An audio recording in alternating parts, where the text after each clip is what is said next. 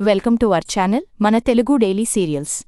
Brahmamudi serial నిన్నటి ఎపిసోడ్లో కావ్య రాజ్ని రేవతి ఇంటినుంచి లాక్కుని వెళ్లి దుగ్గిరాలవారి ముందు నిలబెడుతుంది. రాజ్ తలకు కట్టు ఉండటం చూసి అల్లాడిపోయిన కుటుంబ సభ్యులు రుద్రాణి మాటలకు కనెక్ట్ అవుతారు. చూశారా, రాజ్ చనిపోవాలి అనుకుంటున్నాడు, ఈ కళావతి రిజెక్ట్ చేయడంతో అంటూ కళావతిని దోషిని చేస్తుంది రుద్రాణి. అదే నిజం అని నమ్మి అంత కావ్యను తిడుతుంటారు. ఇక ఈరోజు ఆగస్ట్ 9 ఎపిసోడ్. దాంతో కావ్యరాజ్తో విన్నారా వీళ్లంతా, అనుకునేది నిజం కాదని చెప్పండి అంటూ ఉంటుంది. ఇంతలో యామిని ఎంట్రీ ఇస్తుంది. కళావతి: మా బావ సంతోషం కంటే నాకు ఏమీ ముఖ్యం కాదు. చెప్పు కళావతి, మా బావను వద్దు అనడానికి నీ దగ్గర ఉన్న కారణం ఏంటి? ఎందుకు తనను బాధపెడుతున్నావ్? ఆ దేవుడు దయవల్ల బావకు ఏం జరగలేదు కాబట్టి సరిపోయింది. ఒకవేళ ఏదైనా అయ్యి తన ప్రాణాలు పోయి ఉంటే అంటుంది యామిని. ఆ మాటకు కావ్య లాగిపెట్టి యామినిని కొట్టేస్తుంది, క్షణం కూడా ఆలోచించకుండా. ఇంకొక్కసారి ఆయన గురించి ఇలా పిచ్చివాగుడు వాగావంటే చంపేస్తాను. ఆయన ఎక్కడున్నా సంతోషంగా ఉండాలి, క్షేమంగా ఉండాలి, దానికోసం నా జీవితాన్నే పనంగా పెట్టడానికి సిద్ధంగా ఉన్నాను అంటుంది కావ్య ఆవేశంగా యామినితో.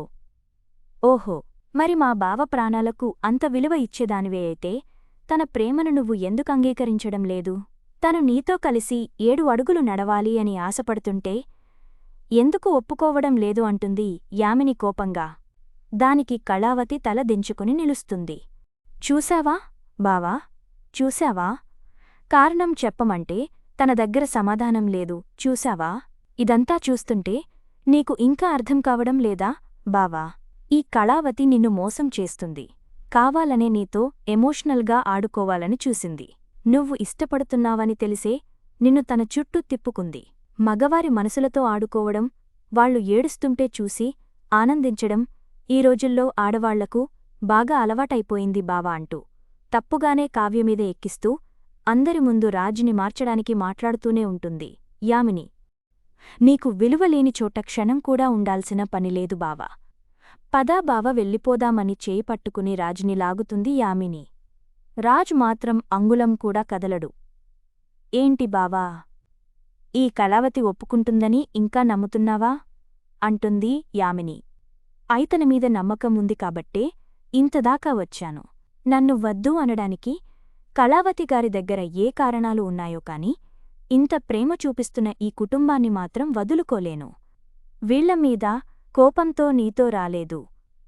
కళావతిగారు వద్దు అన్నంత మాత్రాన ఈ కుటుంబాన్ని ఎలా వదిలేస్తాను అంటాడు రాజ్. అపర్ణాదేవి కళ్ళనిండా నీళ్లతో రాజ్ వైపు చూస్తుంటుంది. అది కాదు బావా అని యామిని ఏదో మాట్లాడబోతుంటే, యామిని నువ్వు వెళ్ళు, నేను అమ్మతో కాసేపు మాట్లాడి వస్తాను అంటాడు రాజ్. ఇక రుద్రాణి: వెళ్ళు రామ్మేమంతా ఇక్కడే ఉంటాం కదా, తను నీకోసం చాలా తపిస్తోంది కదా అంటుంది. వెంటనే ఇందిరాదేవి రుద్రాణిని తిట్టి, తనుంటానంటే నీకేం ఇబ్బంది, కాస్త ఆగు అని రుద్రాణి నోరు మూయించి, యామినితో అమ్మా తల్లి, మీ బావ సాయంత్రానికి ఇంటికే వస్తాడు, తనని కాసేపు వదిలేయ్, నువ్వు వెళ్ళు అని అంటుంది కోపంగా. దాంతో యామిని కోపంగా అక్కడ్నుంచి వెళ్తుంది. వెంటనే కావ్య కూడా వెళ్తుంది వెనుకే. హలో మిస్ యామిని అని గుమ్మం బయటనుంచి పిలిచి యామినిని ఆపి మరీ మాట్లాడుతుంది కావ్య. ఏంటి లోపల తెగరెచ్చిపోయి మాట్లాడుతున్నావ్? ఏంటి ఆయన నీ సొంతం అవుతారని ఇంకా కలలు కంటున్నావాది ఎప్పటికీ జరగదు అని కావ్య అంటుంది. జరుగుతుంది అని యామిని అంటుంది. అలా ఇద్దరి మధ్య వాదనలు ఛాలెంజ్లు ఎప్పటిలానే సాగాయి. అయితే ఆ క్షణంలోనే యామిని సైకోయిజం బయటపడుతుంది. రాజ్ నాకు మాత్రమే సొంతం కావాలి. ఒకవేళ నువ్వు చెప్పినట్లుగా నాకు సొంతం అవ్వలేదు అంటే మాత్రం ఇంకెవరికీ సొంతం కానివ్వను. వస్తాను బై అని యామిని వెళ్ళిపోతుంది. అంటే రాజ్ని అవసరమైతే చంపడానికి కూడా సిద్ధమే అనే అర్థముంటుంది యామిని మాటల్లో. కావ్య ఆ మాటల్ని పెద్దగా పట్టించుకోదు. ఇక సీన్ కట్ చేస్తే రాజ్తో అపర్ణాదేవి ఇందిరాదేవి పక్కకు తీసుకెళ్లి మరీ కోపంగా మాట్లాడతారు. అపర్ణాదేవి అయితే కన్నీళ్లతో, అది నో చెబితే ప్రాణాలమీదకు తెచ్చుకుంటావా ఇలాంటి పిచ్చి పని చేస్తావా, బుద్ధి ఉందా అని తిట్టిపడేస్తుంది. ఇందిరాదేవి కూడా అలానే తిడుతుంది. వాళ్ళు అలా ఏడుస్తూ తిడుతుంటే ఆ ఎమోషన్ని అర్థం చేసుకుంటాడు రాజ్ నవ్వుతూ. సారీ అమ్మా, సారీ నానమ్మా, ఇంకెప్పుడూ ఇలా చెయ్యను, జాగ్రత్తగా ఉంటాను. సారీ, నేను ఇందాక తలకి కట్టుతో వచ్చినప్పుడే మీ అందరిలో నామీద ప్రేమను చూశాను. ఇంత ప్రేమను ఎలా దూరం చేసుకుంటానో. అయినా ఏది జరిగినా మన మంచే అంటారు కదా. ఈ చెడులో కూడా మంచే జరిగింది నాకు. కళావతిగారి మనసులో నామీద ప్రేమ ఉందని తెలిసింది. తనను ఏదో కారణమాపుతుంది తప్పితే తనకు నామీద ప్రేమ లేదు అన్నది అబద్ధం. ఆ కారణం ఏంటో తెలుసుకుంటాను అని పాజిటివ్గా స్పందిస్తుంటాడు రాజ్. ఇక రాజ్యలా మాట్లాడేసరికి ఇందిరాదేవి, అపర్ణాదేవీలు కూడా పాజిటివ్గానే వింటారు. నానమ్మా, మేము ఎలా అయినా ఎప్పటికైనా కలుస్తాం. తను నన్ను ప్రేమిస్తుంది, నేను తనని ప్రేమిస్తున్నాను. మా బంధం గొప్పది. వెళ్ళొస్తాను అని రాజ్ వెళ్ళబోతుంటే కావ్య అక్కడికి వస్తుంది.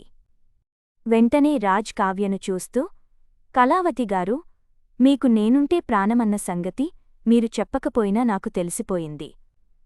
కాని మిమ్మల్ని ఏదో కారణమాపుతుంది. అదేంటో తెలుసుకునేదాకా నేను వదిలిపెట్టను. తెలుసుకునే తీరతాను అనేసి వెళ్ళిపోతాడు రాజ్. కావ్య బాధపడుతుంది. ఇక రాజ్ ఇంటికి వచ్చేసరికి యామిని హాల్లోనే ఉంటుంది. బావా, నీకర్థమైందా? ఆ కావ్య మనసులో నువ్వు లేవు. నిన్ను తను ప్రేమించడం లేదు. అలాంటి మనిషికి నువ్వు దూరంగా ఉండటమే మేలు అంటూ ఎక్కించే ప్రయత్నం చేస్తుంది. వెంటనే రాజ్ యామినితో, నేను ఐ లవ్ యూ చెప్పగానే తిరిగి ఆమె ఐ లవ్ యూ టూ అని చెబితే ప్రేమ ఉన్నట్లు కాదు యామిని. ఆవిడ నన్ను ప్రేమిస్తున్నారు. తన కళ్లల్లో ఆ ప్రేమను చూశాను. మా ప్రేమ మళ్లీ చిగురిస్తుంది అంటూ యామినికి కాలేలానే మాట్లాడి వెళ్ళిపోతాడు రాజ్. యామిని రగిలిపోతుంది. చూడబోతే రాజ్కి ప్రమాదం తలపెట్టేలానే ఉంది యామిని తీరు. మరిన్ని వివరాలు తరువాయి భాగంలో చూద్దాం.